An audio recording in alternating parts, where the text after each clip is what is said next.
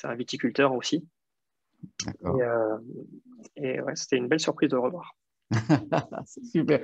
Donc, ça, c'est quand tu étais jeune, pré-ado, ado. Et ensuite, en fait, quand tu as développé en fait, cet art, parce que tu as pris des cours, tu as travaillé par toi-même, tu as rencontré d'autres artistes, comment ça fait? J'ai travaillé par moi-même. J'ai pris très peu de cours. J'étais pas à Paris. Moi, j'habitais à Lyon. Et mon père était à Paris. Donc, quand je venais lui rendre visite à Paris, je prenais un cours de temps en temps au double fond. Mais j'ai dû prendre, oui, une quinzaine d'heures seulement. Et j'ai surtout appris par moi-même. J'ai fait les concours de la FAP, de la Fédération de magie. Et puis après, en première, j'ai décidé, quand j'étais à l'école en première, j'ai décidé de partir à Paris pour faire l'école de mime Marceau, parce que finalement, j'avais envie de faire ça, de la magie, et je m'étais dit que ça aurait été bien de compléter ma formation par quelque chose de scénique. D'accord. Quand j'allais voir les congrès à FAP et que je faisais les concours, il y avait ces galas de scène, justement. Et donc, je voyais des numéros qui venaient du monde entier et qui faisaient leurs numéros de 8-10 minutes. Et j'étais absolument fan de ça. Et donc, comme je voulais faire ça, je m'étais dit que faire l'école de mime, ce serait top parce que je trouve que la première chose qu'on voit quand on va sur scène, c'est nous, c'est notre corps, c'est notre manière de bouger, de se déplacer dans l'espace. Et pour ça, il y a soit la danse, soit le mime. Et donc, c'est pour ça que j'ai quitté, on va dire, l'école. J'ai arrêté l'école et je suis allé faire l'école mime Marceau. D'accord. Donc, l'école du mime Marceau, tu avais donc 18 ans, en fait, 18-19 ans quand tu l'as C'est ça, j'avais quand tu as 18 ans. démarré. Et c'est une formation qui t'a pris combien de temps, combien d'années, en fait? 2 ans. Il y avait 2 ans, c'était 6 heures, c'était 4 heures par jour. 4 heures par jour tous les matins et plus la disposition des salles l'après-midi pour répéter. Donc, c'était une formation assez intensive avec vraiment des super profs, dont Marceau. On avait 2 heures par semaine avec Marceau. Deux Et heures par semaine, ça veut dire que le reste du temps, si j'ai bien compris, tu avais 2 heures de cours avec lui, 4 heures de cours le matin et l'après-midi, vous aviez des expérimentations, vous aviez oui, carte blanche, comment ça se passait? oui, parce dans l'école de mime, il y a plusieurs disciplines qui sont apprises. Donc, il y a le mime. Dans le mime, il y a deux techniques qu'on nous enseignait à l'école Marceau. C'est la technique de Crou. De Crou, c'est on va dire, le père fondateur de la grammaire corporelle. C'est le premier qui a vraiment écrit une grammaire corporelle. Et Étienne Decroux avait deux disciples, c'était Jean-Louis Barrault et Marcel Marceau, qui étaient ses deux grands élèves. Et Marceau, après lui, donc Jean-Louis Barrault a fait une carrière d'acteur, et Marcel Marceau, lui, a créé sa propre, on va dire, pas sa propre grammaire de mime, parce que la technique de Crou est enseignée à l'école Marceau, mais il a créé son personnage de Bip. C'est plus ses pantomimes, les histoires de mime, ce que De Crou faisait pas vraiment encore, quoi. Et donc à l'école Marceau, on a la technique de Crou qui est apprise, qui est vraiment juste, vraiment enfin qui est juste, je ne vais pas la réduire à ça, mais par exemple, on va apprendre à isoler chaque partie du corps. Par exemple, on va nous dire de bouger la tête, on va faire ça. Si on va dire tête et cou, ça va faire ça. Après, épaule, tête et cou, et puis ça va descendre jusqu'au pied comme ça. Il y a plein d'exercices comme ça dans la technique de Crou. Et la technique Marceau, c'est plus le jeu dans le silence, le jeu de rendre visible l'invisible, de créer une histoire de mime. Donc, on devait apprendre la technique de Crou, la technique Marceau. On avait 4 heures de danse classique par semaine aussi. De la danse Et classique. on avait 4 heures de danse classique par semaine. On avait 2 heures de comédie, enfin d'art dramatique, donc de parler, quoi, où on pouvait parler. Et on avait 4 heures d'atelier de création où là, on devait créer. On avait un prof d'atelier de création avec un super prof aussi d'ailleurs, euh, où on devait apprendre à créer des numéros. D'accord. Donc ça, c'est pendant 2 années. Est-ce que Mm. pendant ces 2 années, en fait, vous deviez, par exemple, je ne sais pas moi, monter des spectacles en dehors de l'école ou vous aviez juste un statut d'étudiant, je dirais. Oui, alors il y avait un spectacle de fin d'année, donc il y avait des numéros qu'on créait dans l'année, qu'on présentait au spectacle de fin d'année, D'accord. notamment sur les deuxièmes années. Et sur ces 2 années-là, je faisais de la magie, mais pas dans l'école, c'est-à-dire que j'en faisais pour gagner ma vie. D'accord. Et parce que Marceau ne voulait pas trop qu'on fasse d'autres arts que le mime quand on était chez lui. Après, moi, mon but, c'était quand même de mélanger le mime et la magie. Mais il a fallu quand même que pendant 2 ans, je mette ça un peu de côté, en tout cas pendant le temps de l'école. Ça veut dire que pendant que tu étais étudiant, en fait, tu cachais un petit peu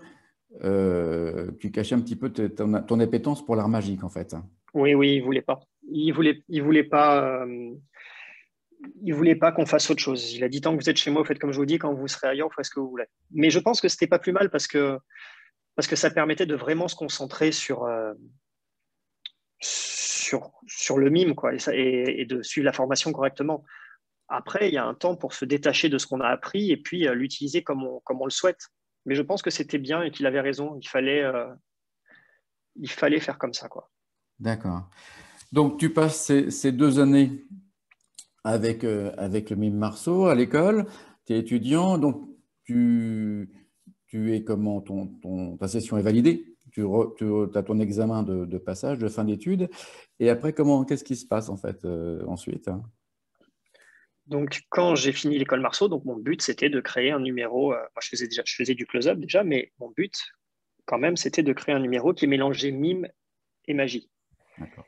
Et c'était assez laborieux au départ parce que le mime tel qu'on l'apprend à l'école Marceau, c'est quand même un mime très pur, sans costume, sans musique.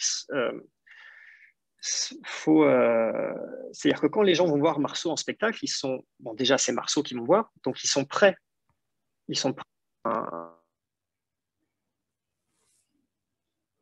Ah, on t'a perdu un petit peu, Michael. Si par exemple vous avez des Voilà. numéros de music hall, tu m'entends? Voilà, c'est Vous bon, m'entendez? ça remarche, ouais. Mais si vous, ouais.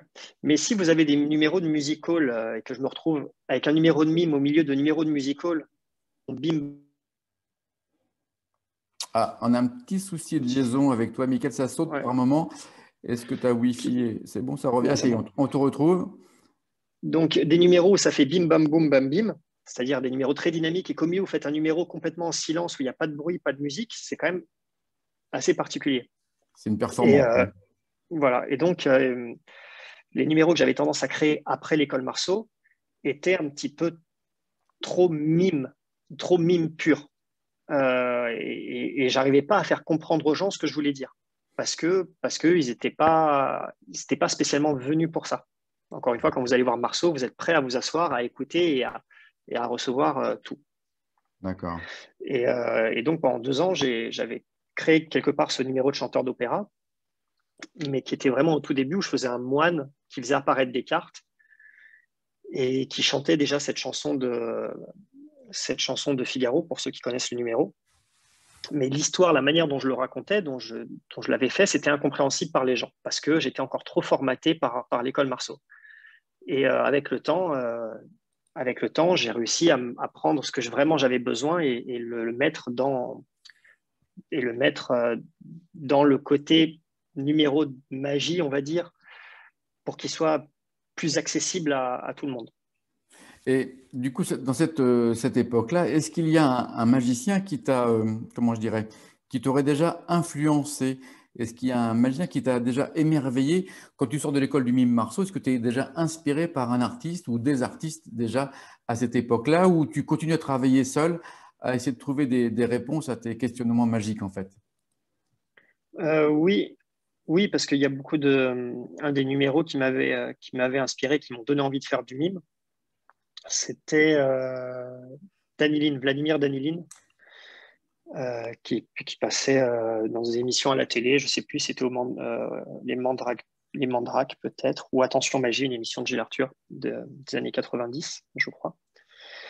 Et dans ce numéro, il y avait beaucoup de mimes où il avait un paravent et puis il faisait l'escalator, il faisait l'escalier, il passait derrière un paravent, il avait un cigare dans la bouche, il repassait, il avait un chapeau. Enfin, j'adorais ce numéro. Et ça fait partie, oui, des numéros qui m'ont donné envie de faire du mime. Et au D'accord. départ, moi, quand je suis allé faire l'école de mime, c'était pour apprendre tout ce qui était mime visuel, c'est-à-dire pour faire la vitre invisible ou le ballon qu'on ne peut pas pousser ou le robot.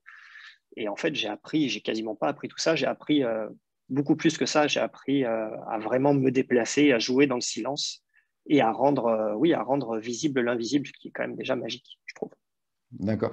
Donc, Vladimir Danilin, qui est un artiste russe, en fait, qui a été même primé champion du monde des magiciens. Le Grand Prix, je crois même. Le Grand Prix, exactement, oui. Ça remonte. Donc ça, c'est ta première image magique, je dirais, qui t'a inspiré extrêmement fortement sur ton travail. Et ensuite, tu as eu d'autres contacts. Tu l'as rencontré peut-être? Tu es allé le Oui, voir? oui, je l'ai rencontré plusieurs fois, enfin 2 fois. J'ai été dans son, il m'a engagé pour son festival en Russie. Oui, D'accord. oui, c'est un personnage. Il est très, très charismatique. Très charismatique. Et, ensuite, donc, là, tu commences ta carrière. En fait, tu es tout de suite devenu professionnel ou bien est-ce que tu as un petit peu fait plusieurs petits boulots le temps que ça démarre vraiment, ta notoriété ou en tout cas ton travail soit reconnu? Non, j'ai fait ça tout de suite. J'étais autonome tout de suite financièrement grâce à la magie. Très vite, quand je suis arrivé sur Paris, j'ai travaillé dans des restaurants qui m'engageaient pour que je passe aux tables. Et j'en avais 2, 3 comme ça, plus après le réseau de ces clients-là qui me prenaient pour leur soirée d'entreprise. Ça, Et très vite, j'étais indépendant grâce à ça, quoi. c'est grâce au close-up, en fait. Je suis en train de chercher les petites images, voilà. Grâce au close-up. C'est comme ça que tu as gagné ta vie tout de suite et que tu as Oui. pu, en fait, financer ton travail, tes accessoires de scène aussi, tout ton matériel, ou c'était déjà un petit peu plus ou moins en place? Alors, c'est comme ça que je gagnais ma vie, mais au départ, disons que je gagnais suffisamment ma vie pour être autonome, mais je ne gagnais pas non plus des milliers et des cents à ce moment-là. Et non, le numéro du chanteur d'opéra, il ne m'a pas coûté bien cher au niveau conception. Il n'y avait pas grand-chose, il y a pas grand-chose dedans. En fait, il y a un pupitre, un micro, et après, voilà, Et du talent ça. quand même, un peu quand même. Du travail et du talent. Oui, par exemple, il y a un autre numéro que j'essaie de faire depuis longtemps où j'ai dépensé beaucoup, beaucoup plus d'argent, mais parce que j'en gagne plus aussi, j'en ai plus gagné par la suite, pour essayer pour le créer, et ça, il n'est pas encore finalisé, donc j'ai eu de la chance, pas que de la chance, mais oui, sur Chanteur d'opéra, j'ai réussi à faire quelque chose qui a quand même bien, bien tourné pas grand-chose, avec pas grand-chose. Et du coup, à quoi tu as vu que ce numéro du chanteur d'opéra allait décoller, je dirais, parce que tu expliques tu as commencé à le jouer. C'était quoi le point clé, en tout cas le moment où il y a eu comme une bascule, un phénomène de bascule? Alors, comme j'expliquais tout à l'heure, avant de faire le chanteur d'opéra, on va dire les prémices du chanteur d'opéra, c'était un moine c'était un numéro de manipulation de cartes sur scène. Avec cette musique de chanteur d'opéra, il y avait le t-shirt de Superman à la fin, mais j'avais fait au concours AFAP et j'avais pris, donc de la Fédération de magie, et j'avais pris plus ou moins un bid avec. Et c'était intéressant comme numéro parce qu'il y avait quand même du mime, c'était quand même assez différent des autres, mais c'était quand même pas, voilà, ça marchait pas. Mais ça avait plu quand même à quelqu'un, c'était Mimosa, un magicien, qui m'engage avec ce numéro-là de moine pour le gala du CFI. Et, euh, et moi, j'étais avec Nestor Atto à ce moment-là, un autre magicien que certains doivent connaître aussi. Et je lui disais que ce numéro-là, j'y croyais pas, ça marche pas, quoi. Et Nestor me dit, mais pourquoi on ferait pas juste un chanteur d'opéra qui a des problèmes pour chanter sa chanson? Je dis, bah ouais, c'est ça, on va faire ça. Et, et en 15 jours, alors que Mimosa m'avait engagé avec ce numéro de moine, moi, j'ai pas joué le numéro de moine, j'ai joué le chanteur d'opéra, où donc il y avait beaucoup moins d'effets que, que maintenant, quoi. Ouais. Mais j'ai joué ça. On l'avait vraiment monté en 15 jours. J'avais le pupitre, le micro, et puis j'avais trouvé deux, trois trucs, quoi. Et j'ai vraiment bien marché au gars du CFI. C'est-à-dire que le numéro avec 15 jours, il n'y avait rien dedans, enfin très peu. Quelque part, il n'y avait que le personnage, quoi. Et la Ce qui est musique. déjà beaucoup quand même le personnage, parce que Oui, c'est ce oui, qui fait la clé d'un numéro en général, que ce soit, on pense à toi, mais beaucoup d'autres artistes fonctionnent parce qu'ils ont un personnage qui raconte quelque chose. C'est un petit peu ça aussi souvent la clé. Et c'est ce c'est qui ça. fait souvent au défaut, peut-être si je puis me permettre, à des numéros qui sont en construction, qui sont en démarrage, c'est qu'on ne sait pas qui est la personne qu'on a en face de soi, ce qu'il veut, ce qu'il souhaite, quel est son passé et ce qu'il souhaite réaliser dans le spectacle. C'est un petit peu ta force, en fait. C'est quand tu arrives sur scène, au tout début, on voit tout de suite qui tu es, en fait. C'est extrêmement lisible. Oui, oui, il faut pour qu'un numéro marche, je pense qu'il faut qu'il soit, c'est juste ce que tu dis, qu'il faut qu'il soit lisible en une ligne. Et moi, l'histoire de mon numéro, c'est un chanteur qui a des problèmes pour chanter sa chanson. Voilà, c'est simple. Ouais. Et vu qu'on ne va pas parler, il faut que ce soit compréhensible. Quand on l'écrit, il faut que ce soit compréhensible très facilement pour les gens. Et pour que ce soit compréhensible, il faut qu'ils tiennent en une ligne.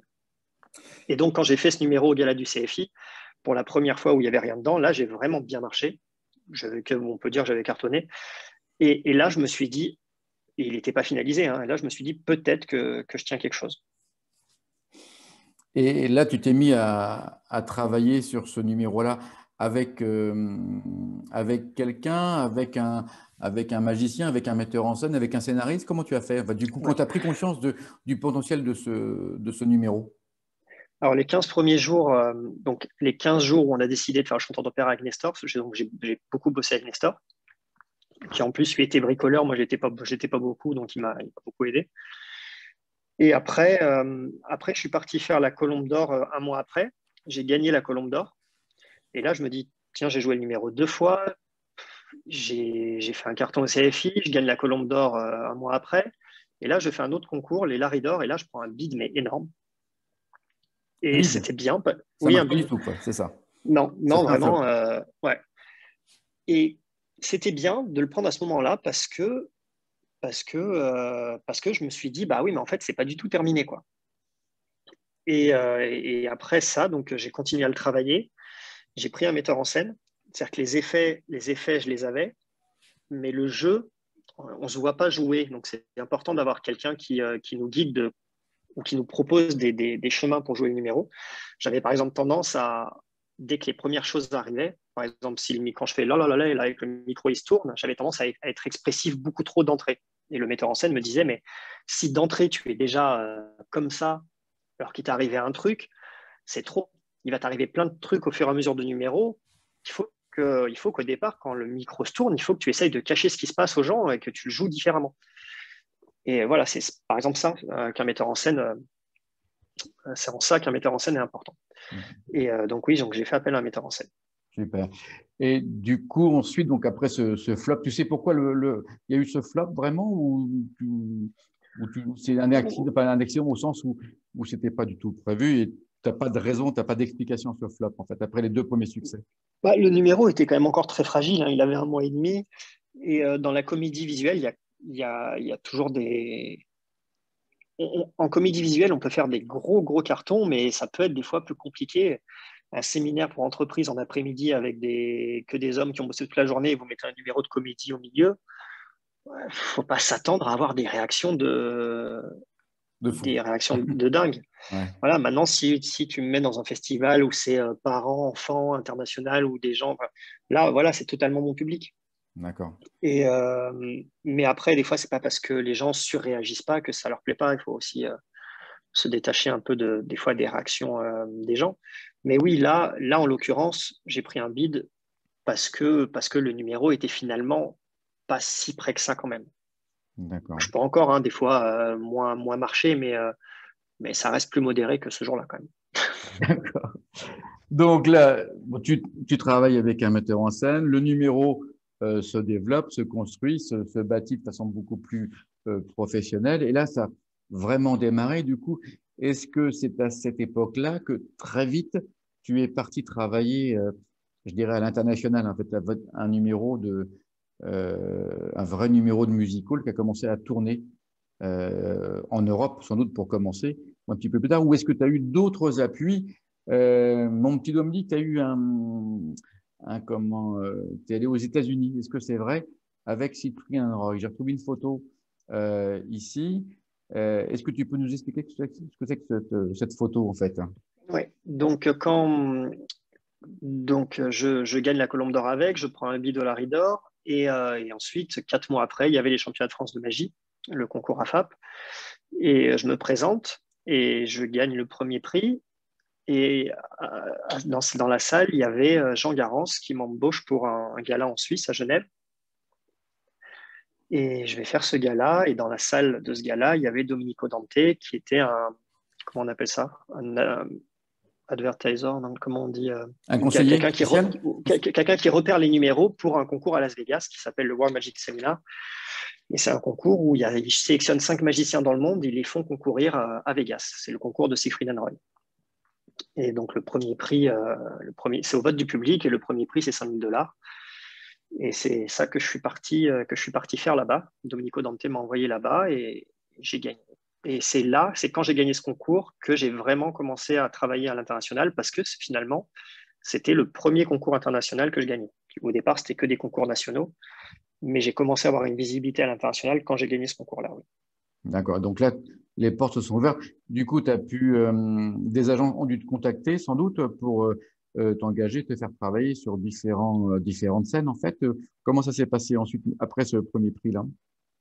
Donc après, j'ai fait 2-3 galas à l'étranger et puis l'année qui a suivi, c'est-à-dire on va dire 5 mois après finalement, Hein.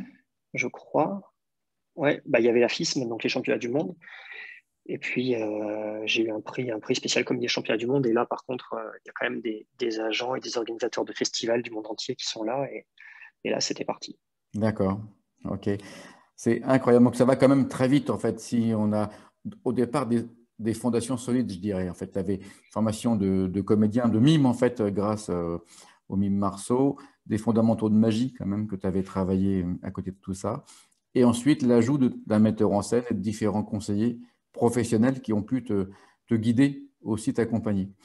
Est-ce que pour toi, c'est un cheminement naturel, normal? Est-ce que tu penses que les jeunes magiciens devraient ou ont ce type de parcours à avoir pour pouvoir avancer? Ou est-ce que tu penses que ça dépend de chacune et de chacun pour avancer dans l'art magique et en faire un métier?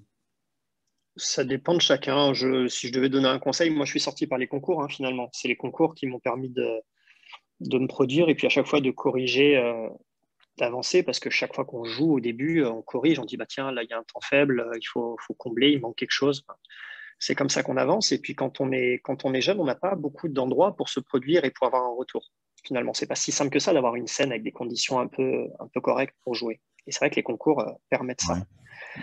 Et Au oui, festival, donc on essaye d'accompagner quand même chaque année, tu l'as peut-être remarqué, toi qui travailles au festival Vive la Magie, chaque année on essaye d'avoir quand même un jeune qu'on fait venir, qu'on essaye d'accompagner, d'entourer en tout cas, pour qu'il puisse progresser un petit peu. Je fais un petit peu, je prêche pour ma chapelle, mais on vous avez essaye bien raison. ouais.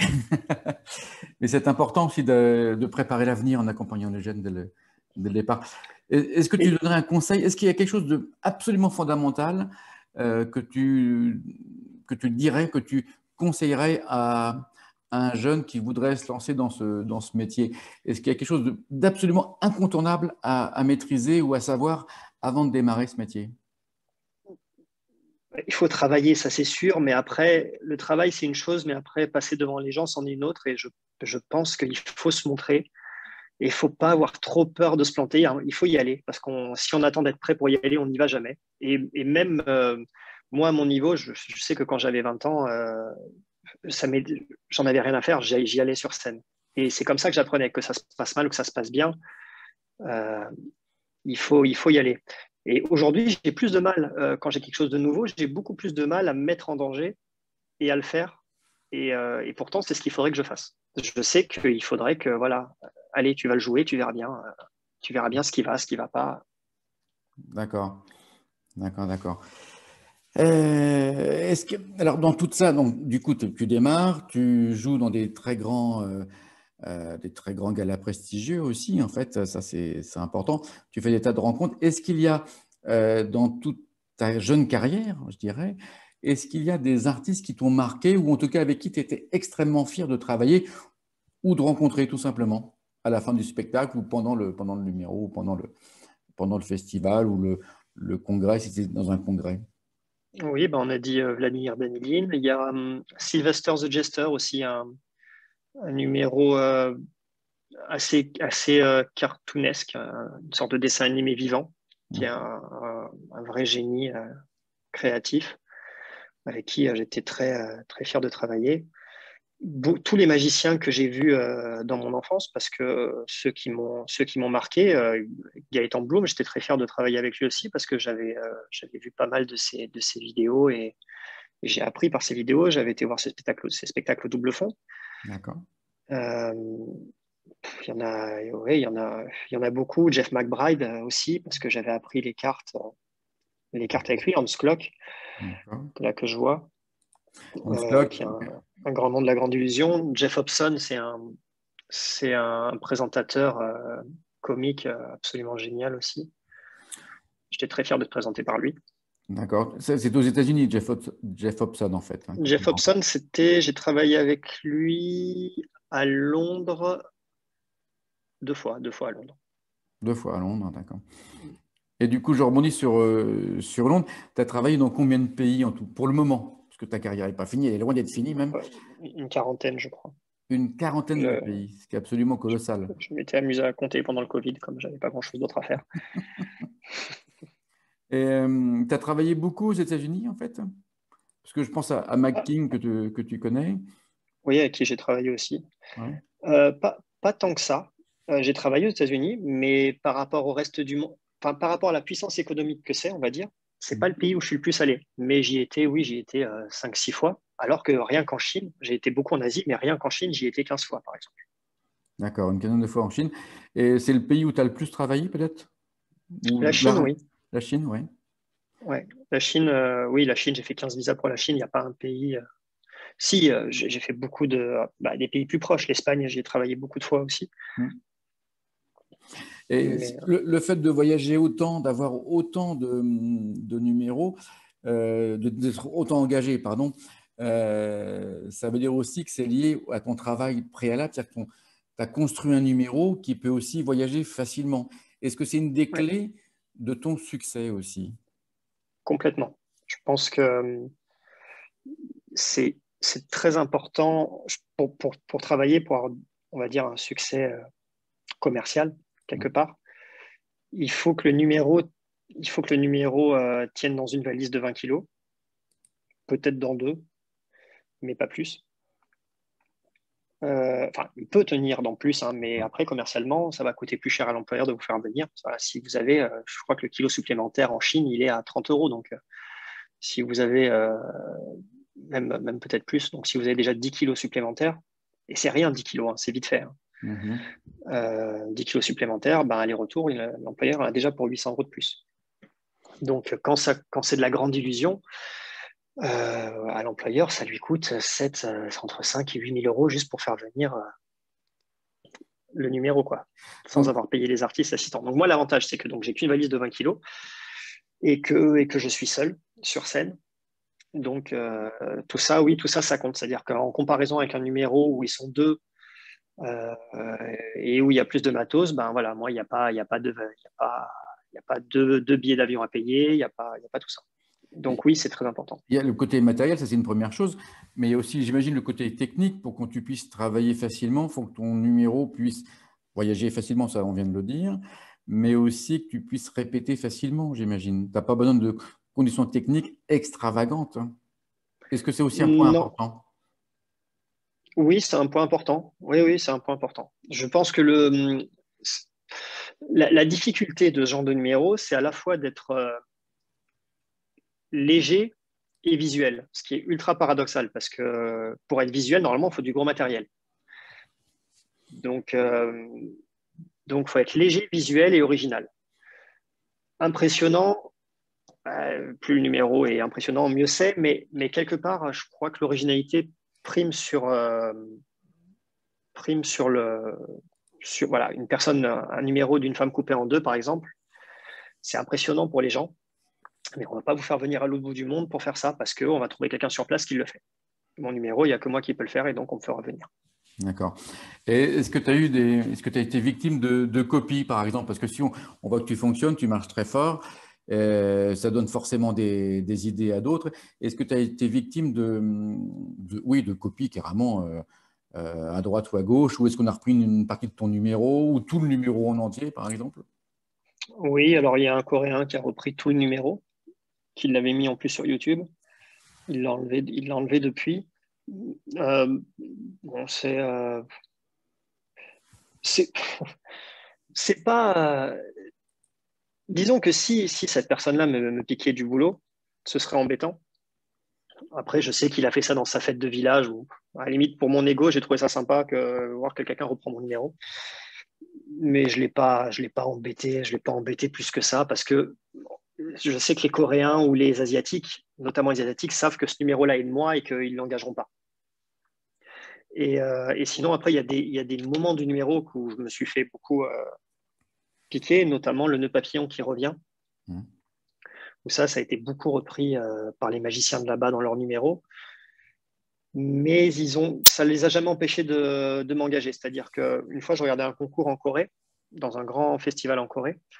Et puis, je vois plein de magiciens qui font dans le concours ce nœud papillon qui revient. Et les magiciens, parce qu'il n'y avait que des magiciens dans la salle à ce moment-là, les spectateurs réagissaient vachement sur ce nœud papillon qui revient. Et je fais, ah ouais, quand même, c'est bizarre. Enfin, ça m'embêtait parce que moi, j'allais passer en gala le samedi soir, mon gala de clôture, ou le dimanche, et ils allaient voir le nœud papillon qui revient 3 ou 4 fois dans les concours, quoi. Donc, je me suis dit que quand moi, je vais passer, ça va rien faire. Et au final, si, l'impact était encore plus fort quand c'est moi qui le faisais parce qu'ils savent quand même que c'était moi, que c'est de moi qu'ils l'ont pris. Donc, ils ont ce respect quand même s'ils piquent un peu, ils ont ce respect. Et puis moi, je trouve ça assez sympa d'avoir trouvé un truc qui est repris. Il y a une question enfin, plusieurs questions même de Philippe qui demande à quel moment tu as appris l'anglais, en fait. Parce que pour voyager, tu es obligé d'être multilingue. Tu parles l'anglais et d'autres langues aussi? Non, je parle anglais. Alors, j'ai pas un anglais exceptionnel, hein. C'est pour ça que j'ai fait une école de mime. C'était pour que mes numéros puissent être compris partout. Et l'anglais, je l'ai beaucoup appris grâce à l'école. À l'école, j'ai pas tant que ça. Mais j'ai surtout appris grâce aux vidéos de magie. Donc, j'avais ce vocabulaire magique quelque part. C'est-à-dire que je suis largement capable de faire mes tours en anglais sans problème. Et après, à force de voyager, ce qui est marrant, c'est qu'on parle anglais, mais on parle anglais avec des Espagnols, des Russes, des Chinois, qui ont tous le même anglais pourri que nous, que toi, que soi-même. Donc, du coup, on se comprend très bien. Après, le problème, c'est quand on parle avec un vrai Américain ou un vrai ou un Californien ou un Australien, là, il faut plus s'accrocher. Ouais. Mais oui, j'ai quand même appris sur le tas et oui, j'ai progressé quand même c'est quand même la magie qui m'a fait progresser en anglais. D'accord. Et Philippe pose aussi une autre question. Tout à l'heure, il indique pourquoi est-ce que tu tiens à préparer un autre numéro, en fait. Mais est-ce qu'il faut vraiment être différent ou est-ce que tu peux continuer avec ce numéro aussi que tu as déjà qui fait un succès partout où tu passes? Et je peux le certifier que vraiment, c'est très compliqué de passer après toi, hein. Quand on est un artiste sur scène, passer après Michael Zaniel, c'est un vrai challenge. J'en fais, j'essaye de faire un autre déjà parce que c'est un challenge avec soi-même d'essayer de faire quelque chose d'autre, de différent. Est-ce qu'on est capable de le faire? Donc ça, ce qui est marrant aussi, c'est qu'après, même s'il fonctionnera pas, ou je ne sais pas ce que ça donnera, alors j'ai moins le temps qu'avant pour le travailler parce que je voyage avec ce numéro-là, avec le numéro de chanteur d'opéra. J'ai close-up et puis j'ai les enfants aussi quand même, tout ça. Donc c'est pas si simple de travailler un autre numéro. Mais ce qui est bien, c'est que par rapport à quand j'avais 20 ans, j'ai les moyens. Si j'ai envie de faire fabriquer quelque chose par un professionnel, quelque chose qui est basé sur de la microélectronique ou un moulage de quelque chose, ouais, eh ben, je peux le faire. Donc ça, c'est quand même créativement, c'est marrant de pouvoir faire ce qu'on veut. Après, ça marche pas, mais au moins on fait quelque chose. Mais j'ai toujours plaisir à jouer chanteur d'opéra et je pense que j'aurai du plaisir encore longtemps parce que je m'éclate vraiment à faire ce numéro-là. Donc, c'est pas pour arrêter le chanteur d'opéra que je fais autre chose, c'est plus pour moi. Et puis, oui, c'est un challenge avec moi-même parce qu'il faut quand même essayer de tenter d'autres choses. D'accord. Et, alors là, on va passer à je dirais une autre rubrique un petit peu. Dans tout ce que tu as pu faire jusqu'ici, quel est ton meilleur souvenir, ou en tout cas quelque chose qui t'a marqué, que ce soit une salle, un théâtre ou des relations avec des rencontres exceptionnelles avec des gens exceptionnels? Qu'est-ce qui t'a le plus marqué de tout ce que tu as fait jusqu'ici professionnellement? Il y a beaucoup de choses. Je, un des plus un souvenir énorme, je sais, c'était j'avais fait une tournée au Brésil avec d'autres artistes, de super artistes. Il y avait Jérôme Murat qui vient vivre la magie de temps en temps. Oui, aussi. Il y avait Il y avait Sylvester the Jester, que j'ai parlé tout à l'heure, un personnage de cartoon, et d'autres numéros. Et à un moment donné, dans le festival, le producteur avait un ami, un milliardaire, qui nous envoie 3 hélicoptères pour venir nous chercher. Et on arrive dans sa propriété en hélicoptère. Et donc, on atterrit il avait un terrain de foot et on atterrit dans sa propriété. Et il faisait super beau, donc il avait fait un barbecue, tout ça, donc c'était une super journée. Et il nous dit à un moment, je vais vous montrer ma collection. Et nous, on se dit, bon, bah, qu'est-ce qu'il collectionne? Et on monte sur des quads, il y a plusieurs quads, et en quad, on est dans sa propriété et on va vers un hangar, un gros hangar. Et puis, il ouvre le hangar et il collectionnait les tanks. Et il avait une quinzaine de tanks, ou 15-20 tanks de la Seconde Guerre mondiale. Et il nous fait monter tous dans un tank. Il nous fait monter tous dans un tank et il nous dit, bah, on va faire une balade. Et le producteur nous dit, parce qu'on était une dizaine dans le tank, le producteur nous dit, bah, accrochez-vous quand même. Et moi, je pensais que ça allait être une balade tranquille. Et en fait, il nous fait monter dans le tank et puis il allait sur la propriété, il passait sur les arbres. Enfin, c'est comme si on faisait, la guerre du Vietnam, quoi, en quelque sorte. Et c'était incroyable à vivre et inattendu. J'imagine qu'avec le succès que tu as, on t'a souvent contacté pour différents projets. On t'a sûrement fait appel pour préparer, organiser ou en tout cas ou donner des idées, générer des suggestions. Est-ce que tu travailles facilement avec d'autres artistes ou est-ce que tu préfères te consacrer uniquement à la présentation de ton numéro, de ton spectacle, de close-up ou de scène d'ailleurs? Non, j'ai quand même travaillé beaucoup, beaucoup tout seul. J'avais travaillé un peu avec Nestor au départ. Après, j'étais quand même pas mal occupé, encore une fois, entre le close-up, mon numéro, les voyages, les enfants. Donc, des fois, j'avais des magiciens qui m'envoyaient des mails, qui me demandaient conseil, donc je répondais, Hmm. mais j'ai pas vraiment fait de séance de travail avec d'autres magiciens. D'accord.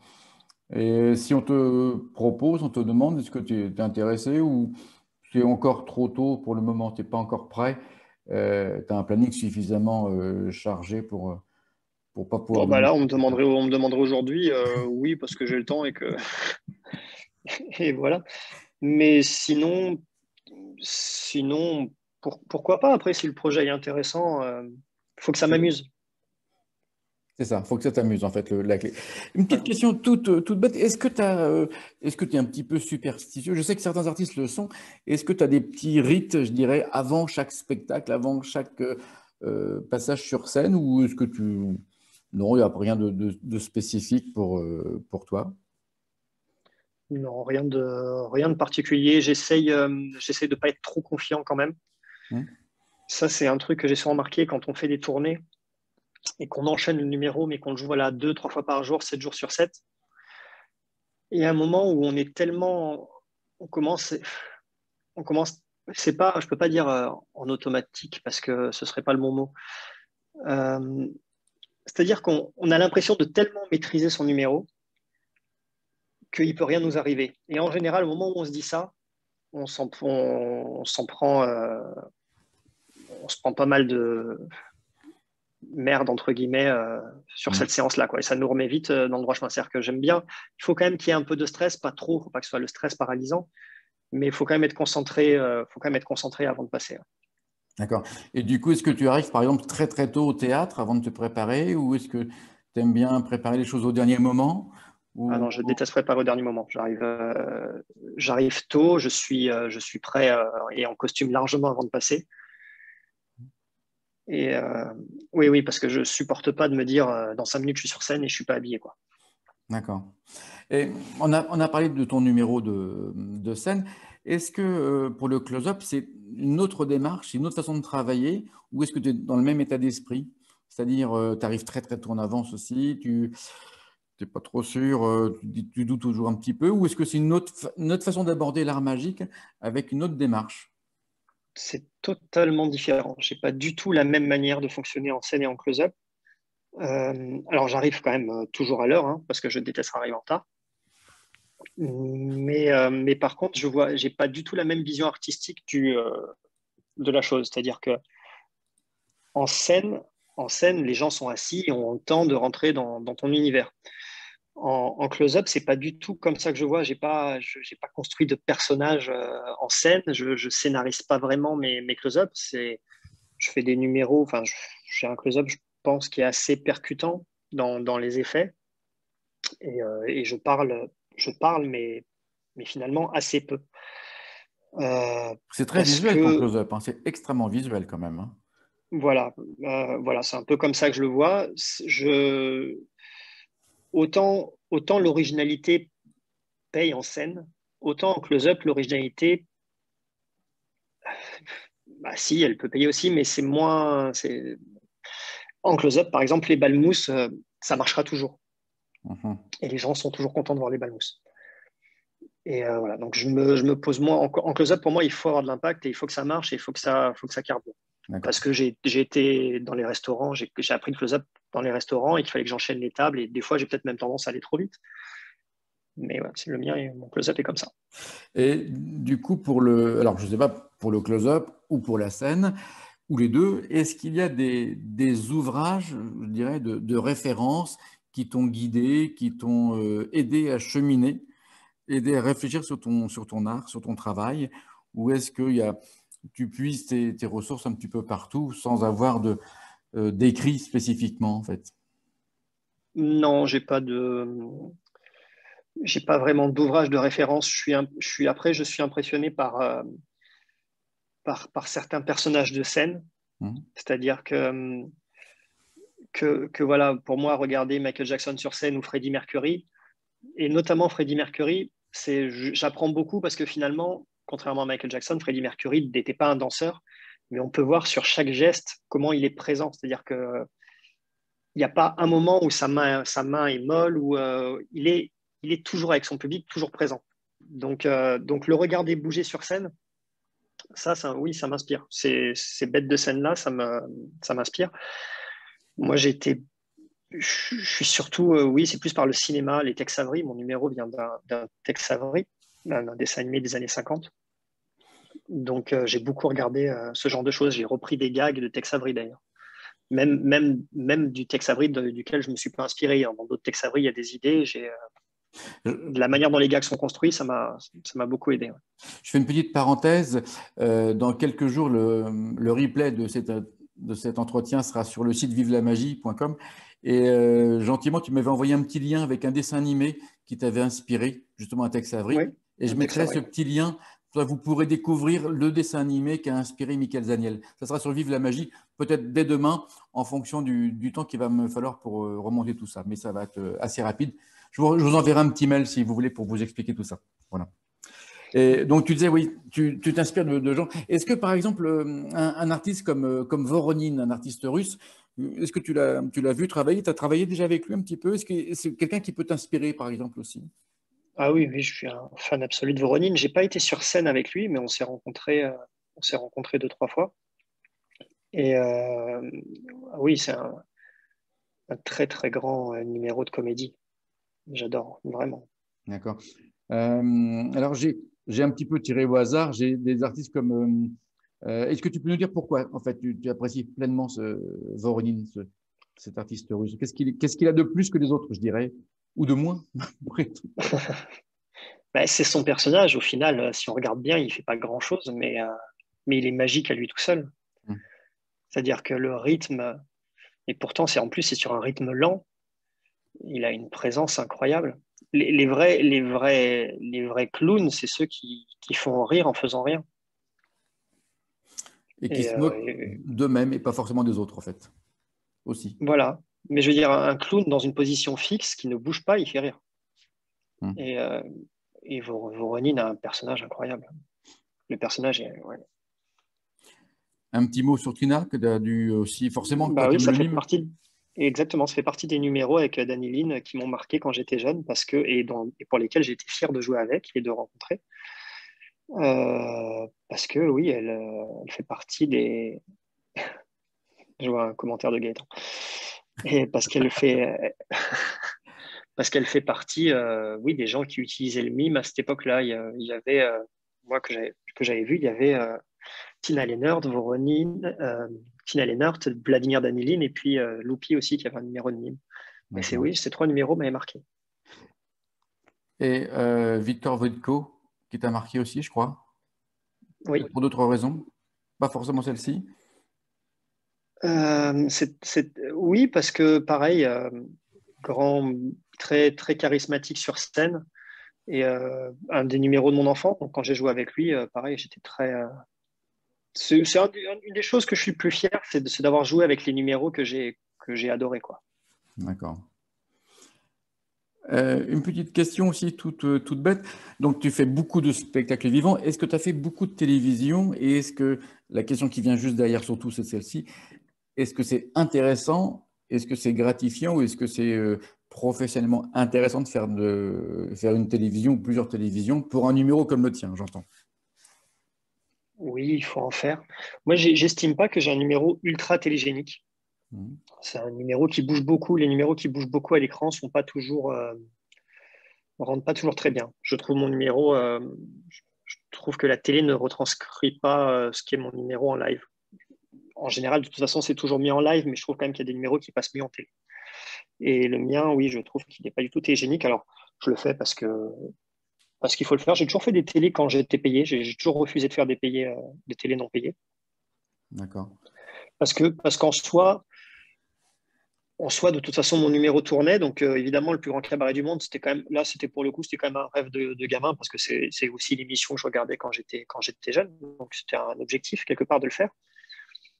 Mais je ne cours pas après les émissions de télé. C'est bien d'en faire une de temps en temps. Voilà, c'est pas non plus un objectif en soi pour moi. Hmm. C'est un bonus, mais est-ce que ça fait pas forcément avancer une carrière, en fait? Non, bah, alors après, c'est quand même bien c'est quand même bien au départ d'en faire une ou deux parce que ça permet d'avoir des visuels pour se vendre, pour les agences et tout ça, donc c'est important. C'est important. Après, une fois qu'on a deux, trois images de sa vidéo en télé, les autres qu'on fait, bon, ben, c'est toujours bien, c'est des contrats, faut les faire, c'est toujours des bonnes expériences, mais ça va pas ramener tellement plus de boulot. Hmm. Hmm. Enfin, quoi que après, peut-être, j'en sais rien. Le plus grand cabaret du monde, on est quand même noyé au milieu de 20 numéros, donc je sais pas, j'ai pas senti après mon passage au plus grand cabaret une effervescence énorme après mon passage. Petite question subsidiaire. Hormis le mime et la technique magique, bien évidemment, qu'est-ce qui t'a été le plus utile dans ton métier? Ça, je pense à des plus jeunes en fait qui voudraient démarrer, qui connaissent, qui découvrent un petit peu la magie. Quand on veut devenir magicien professionnel, qu'est-ce- quel est l'élément peut-être le plus important, donc à part maîtriser sa technique magique, son théâtre, enfin, son côté théâtral, le personnage, etc. Mais est-ce qu'il y a des choses importantes à maîtriser pour se lancer dans ce métier? Bah, je pense, encore une fois, je reviens à ce que je disais, c'était de se montrer. Et en close-up, c'est pareil, il faut y aller, quoi. Moi, j'ai beaucoup fait de restaurants, donc je faisais 3, 4 restaurants, même je faisais 5 restaurants par semaine quand j'ai commencé, donc c'était 3 heures de magie par jour aux tables.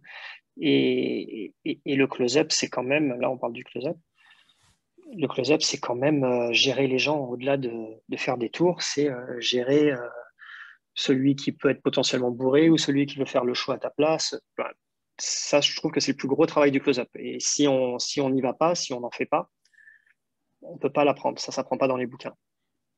Ça ne s'apprend pas dans les bouquins. Voilà, ça, c'est une phrase importante.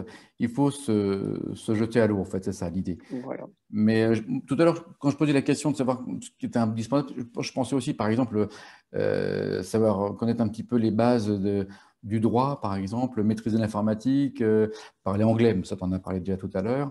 Est-ce qu'il y a d'autres éléments comme ça qui sont importants? Savoir voyager, prendre l'avion facilement, etc. Est-ce que c'était dans cette veine-là auquel je pensais pour aider un jeune Ouais. à démarrer? Tout ça, je l'ai appris. Tout ça, je l'ai appris tout seul avec le temps, enfin, avec l'expérience.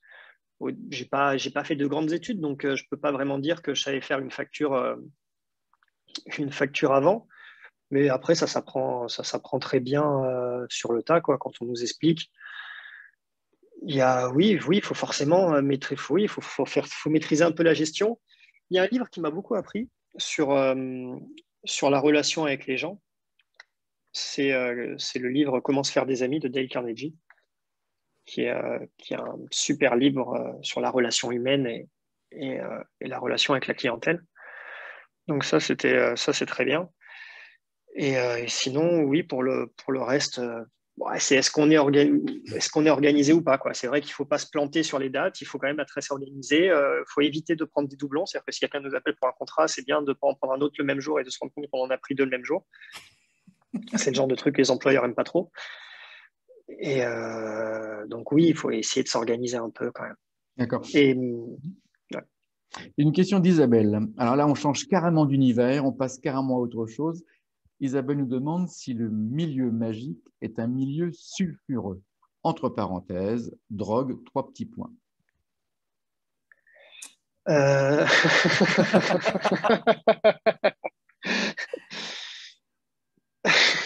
Je dirais qu'il est un peu comme tous les milieux, en fait. Comme chez les instituteurs ou comme chez les médecins ou chez les avocats ou chez les chercheurs, on a un petit peu de tout, en fait. Dans les artistes, de toute façon, il y a quand même des gens qui sont barrés. Hein. mais après, c'est pas tellement le milieu qui est sulfureux, c'est plus des fois le pays dans lequel on va où oui, on peut te proposer des choses qui peuvent être considérées comme sulfureuses, comme ce qu'elle vient de dire, parce que c'est plus dans la coutume du pays, je ne sais pas si on peut dire ça comme ça. Après, le milieu en lui-même, non, c'est un milieu assez masculin, il y a très peu de femmes. Il y en a plus en Asie un peu, mais il y a quand même très peu de femmes. Mais il y a quand même de plus en plus de femmes quand même. Quand on a démarré le festival, on s'est toujours mis un point d'honneur à avoir engagé toujours une femme dans tous nos programmes, en fait, mais pas une potiche, une femme qui avait un rôle avec un personnage important. Et de plus en plus, on a quand même des femmes qui arrivent, parce que des petites filles ont vu des magiciennes et se disent que c'est aussi possible de devenir magicienne, même si ça reste quand même limité, mais c'est sans doute aussi lié au pouvoir, en fait, la magie a quelque chose de très fort de relation, je dirais, au pouvoir, en fait. Hein. Mais on se rend compte que ça évolue un petit peu quand même de plus en plus, malgré tout. Je ne sais pas ce que tu en penses, Michael. Oui, il y en a plus qu'avant. Il commence à y avoir des bons, Très bons vraiment des numéros, bons même. numéros féminins. Tina Lehnert, elle est là depuis longtemps, mais bon, elle était assez seule quand même pendant longtemps. Maintenant, il y a Alana, il y a Nathalie Romier qui est très bien aussi. En Asie, il y en a quelques-unes qui sont très bien aussi. Naomi Murata qu'on a vu l'année dernière. Il y a nettement plus de numéros féminins, et tant mieux d'ailleurs, c'est plutôt une bonne nouvelle. Oui, puis les gens réclament des fois des numéros féminins sur scène. Des fois, quand il y a trop d'hommes, on sent le public à la fin qui dit mais il manquait une femme. Et nous, on est d'accord, il manque des femmes des fois. C'est vrai, ça manque de femmes. Apparemment, je suis assez d'accord avec ta réflexion. Je vois qu'il est déjà 19 heures. Est-ce que vous voulez que je vous laisse dire un petit mot à Michael? Je vais ouvrir les micros si vous voulez.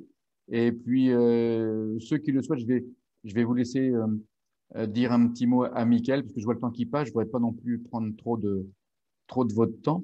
Je vous laisse la parole, chers amis, pour ceux qui veulent dire un petit mot maintenant à notre ami Michael ou lui poser même une question en direct.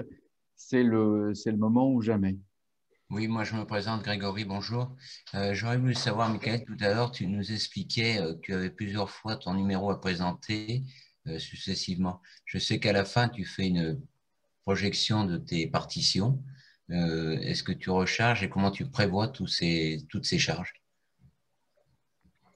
Alors oui, alors ce final, c'est à la fois la force de mon numéro, quand même, parce que c'est très visuel. Ça remplit la scène et ça peut être aussi des fois un inconvénient parce qu'on ne peut pas enchaîner aussi facilement derrière moi vu qu'il faut tout ramasser. Et pour les feuilles, alors, forcément, j'ai un stock de feuilles. Quand je voyage, alors ça, c'est par rapport à ce qu'on disait tout à l'heure, mine de rien, les feuilles, c'est lourd. C'est-à-dire que si vous prenez 400 feuilles, tout de suite, ça rajoute 2-3 kilos dans la valise. Et normalement, je les réutilise. C'est-à-dire qu'avec un stock de 500 feuilles, je suis censé, si elles sont ramassées correctement, je suis censé pouvoir faire quasiment 30 jours de spectacle en les réutilisant. Le problème, c'est si les gens qui m'aident les ramassent en les chiffonnant, là, forcément, c'est mort. Donc oui, j'en ai un stock chez moi. Quand je vais en gala, je regarde le nombre de spectacles qu'il y a et je prends en fonction. Ça m'est rarement arrivé, sauf si je fais en croisière, par exemple, pendant 30 jours, où là, je vais faire réimprimer là-bas un peu. Mais en général, oui, j'ai ce qu'il faut et je peux faire avec 500 feuilles, je peux faire quand même beaucoup de spectacles. Et c'est des partitions que tu as pris comme ça au hasard? C'est une partition, alors je sais d'où je l'ai pris parce que je n'ai pas changé depuis. J'avais pris ça, il y avait un DVD des choristes, pas un DVD, un CD des choristes, le film. Et dans le CD des choristes, il y avait une partition musicale. Et puis j'ai pris la partition, je l'ai fait grossir. Et puis c'est ça qu'il y a sur mes feuilles. Merci. Gaëtan qui met un petit mot sur Gaëtan Blum qui met un petit mot sur le nombre de papiers qu'on récupère à chaque fin de spectacle. Non, je peux peux pas des confirmer. papiers, c'est les nœuds papillons. Ah, les nœuds Ouais. papillons. Je récupérais parce que les mômes se jetaient sur la scène pour récupérer ou les feuilles ou les partitions ou les nœuds papillons.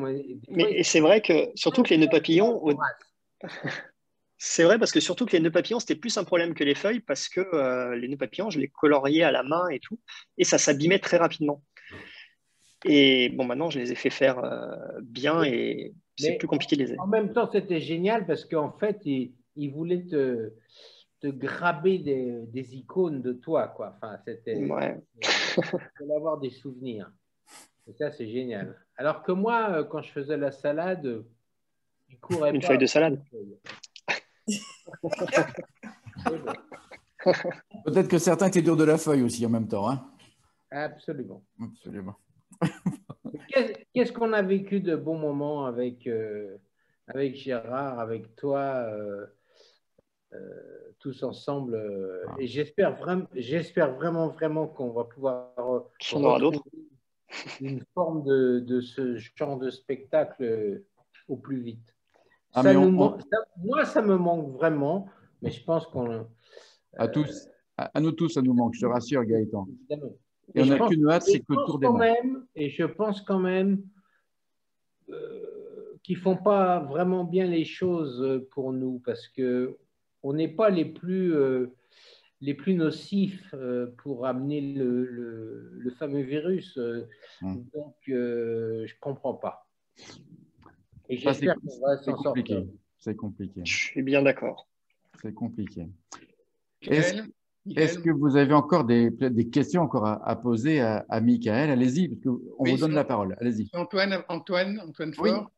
Oui, Michael, bonjour. Est-ce que tu peux me rappeler, parce que je suis les congrès AFAP depuis de nombreuses années, quel était ton premier concours AFAP? Et moi, j'ai toujours aimé ton numéro, même la première fois, tu dis que c'était pas au point, mais j'ai tout de suite accroché à ton numéro. Mais je me souviens plus, combien de dizaines d'années? Aix-les-Bains, oui. C'était en 2000. Enfin, j'avais 4. Ils ont fait 2 fois, 2 ou 3 fois. Oui, alors au début, je me suis présenté en close-up en la catégorie moins de 16 ans. Non, moi, mais le numéro de scène, le numéro de scène, ça devait être en 2004 ou 2005. Je dirais, oui, 2004, quelque chose comme ça. J'ai tout de suite apprécié, hein, c'était très bien. Très bon. Le numéro de moine. Super. Est-ce que vous avez encore d'autres questions, chers amis, à poser? Moi j'ai une question, oui, pour toi, c'est au jour d'aujourd'hui, ce qui est une mauvaise formule, mais comment tu t'en sors? Parce que tu réussis à vendre des close-up pour milliardaires à droite à gauche ou… Alors, j'ai la clientèle privée qui me sauve un peu. C'est-à-dire que oui, c'est les seuls qui ont, on va dire, les moyens de faire venir un magicien pour 5 ou 6 personnes, quoi. Mais bon, sinon, c'est quand même pas top. Hein. Il y a pas… Surtout sur le début du Covid, en fait, quand ça a commencé, ça a bossé un peu en juillet, août pour cette clientèle-là. il y avait quand même des contrats un peu comme ça. Et après, je trouve qu'entre septembre et décembre, plus personne n'essayait vraiment de faire grand-chose. Mais j'en ai 2-3, mais ça suffit pas. Hein. Il faudrait quand même que ça reprenne, ce serait bien. Alors, Gérard Souchet, là-dessus, a quand même, je pense, on peut le dire, mais enfin, il ne veut pas trop communiquer, mais enfin, il a quand même racheté le pâté Enaf. Et ça, il en consomme et il en vend beaucoup quand même. Et ça… Oui, mais ça, on le vend sous le manteau, Gaëtan. On ne peut pas trop en parler maintenant, c'est un peu compliqué. Non, bien sûr, non, mais… Tu comprendras, rien. Constance, que c'est assez compliqué. Ça reste entre nous, bien évidemment. Mais c'est vrai que j'ai quand même quelques palettes de pâté Enaf, éventuellement, qu'on peut mettre à disposition des magiciens, bien sûr, évidemment. Et des membres de Vive la Magie. Des constructions en ballon qui recréent la boîte Enaf. Et ça, personne ne le sait, mais c'est quand même à toi qu'on le doit. Merci Gaëtan, c'est très gentil. Est-ce que vous avez encore quelques questions, chers amis? Parce que je vois le temps qui tourne, je ne voudrais pas non plus gaspiller votre temps, votre énergie. Ou est-ce que… C'est Christophe. Est-ce que tu cuisines, donc tu t'es mis sûrement plus à la cuisine maintenant là? Ah ouais, ça j'ai progressé par contre pendant le confinement. Je pense qu'on peut tous dire la même chose. Parce que… Voilà. Beaucoup plus. Il y a du positif un peu. Et d'ailleurs, il y a quand même des petits bouquins qui existent. Par exemple, les recettes inavouables, dans lesquelles il y a souvent des chapitres entiers consacrés au pâté Enaf. Il marche très bien. Le hachis de pâté Enaf. Par exemple. J'entends une souris derrière… une souris Souchette derrière le Gérard magnifiant. C'est Margot. Margot. Il y a Margot aussi qui est par là. Monique n'est pas loin non plus. Bon, écoutez, les amis, on va peut-être s'arrêter là pour ce soir. En tout cas, c'était vraiment chouette. Écoute, Michael, du fond du cœur, merci beaucoup d'avoir pris ce temps pour nous tous. C'est moi, ça me fait plaisir de vous revoir, ça me fait plaisir de te voir Gaëtan. Ce que je veux dire quand même avant de finir, c'est que Michael, c'est quand même un des très très vrais numéros internationaux. C'est-à-dire qu'avec un numéro, ce monsieur qui fait plein de choses, qui vit avec le close-up d'une façon mondiale et dans les plus hautes sphères. Il a aussi son numéro qu'il a réussi, enfin 2 numéros, enfin moi j'en connais 2, mais celui qu'on connaît tous avec le chef d'orchestre et tout ça, et c'est quand même très rare. Et il le vend avec brio depuis tellement d'années, avec toujours la même joie, le même bonheur. Et ça, c'est quand même très, très rare. Bien sûr que je ne sais pas si tu as fait le Crazy, mais enfin, tu aurais complètement appartenu au Crazy Horse dans la grande année, dans la grande époque. Et voilà. Et donc ça, c'est… De toutes les façons, il va faire partie de l'univers mondial, tu vois, des numéros de luxe, de grand brio, sans parole, et où il peut être vu dans chaque pays. Ce que je n'ai jamais pu faire, parce que moi, il faut que je cause, sinon je n'existe pas. Merci beaucoup, Gaëtan. Et c'est vrai que Michael fait partie des numéros références, des numéros référents mondiaux, ça c'est sûr. Il y a quelques numéros comme ça dans le monde que tout le monde connaît et avec qui tout le monde a envie de travailler, vraiment. Sur ces belles paroles de Gaëtan, je crois qu'on va maintenant se quitter, chers amis. Merci à toutes, merci à tous. On vous souhaite une très belle soirée. Et rappelez-vous, donc, le replay sera dès demain, mais je vous enverrai un petit mail pour vous prévenir, pour vous retrouver le petit dessin animé qu'a inspiré Michael. Et puis, n'oubliez pas aussi qu'il y a chaque jour sur mon YouTube, Gérard Souchet, des vidéos sur la magie de 1 ou 2 minutes. Donc, c'est très court à voir et c'est toujours assez surprenant. Voilà, pour les liens qui sont indiqués. Portez-vous bien, merci 1000 fois et merci à tous. À très vite pour un prochain interview du dimanche à 18h. Merci à tous, bye bye, salut. Merci à vous aussi.